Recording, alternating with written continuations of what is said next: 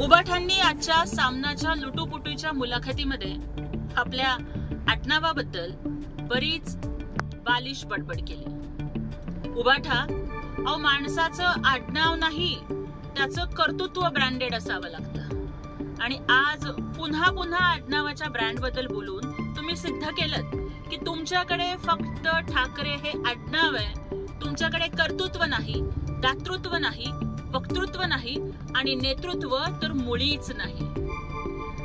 ठाकरे हा ब्रँड फक्त हिंदू हृदय सम्राट बाळासाहेब ठाकरेंच्यामुळे आहे आणि एकनाथजी शिंदे साहेब हे व्यक्तिमत्व खूप ग्रँड आहे।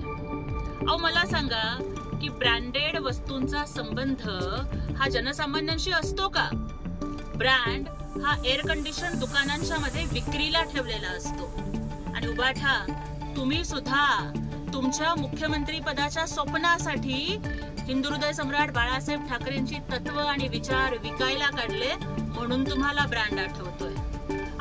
गोर गरीब राबणाऱ्या कष्टणाऱ्या सर्वसामान्यांना ब्रँड नाही परवडत, त्यामुळे तुम्ही कधी जनसामान्यांच्या दुःखांशी नाळ जोडलीच नाही। एकनाथजी शिंदे साहेब हे कष्टकऱ्यांच्यासाठी, दलितांच्यासाठी, शेतकऱ्यांसाठी, वारकऱ्यांसाठी, लाडक्या बहिणींच्यासाठी कष्टत राहिले आणि त्याच्यामुळे त्यांचं नेतृत्व हे ग्रँड झालंय। बरं जाऊ द्या, मला फक्त एवढंच सांगा की जर तुमचं आडनाव आहे इतकं ब्रँड, तर उबाठा निवडणुकीमध्ये का बरं व्याजला तुमचा बँड?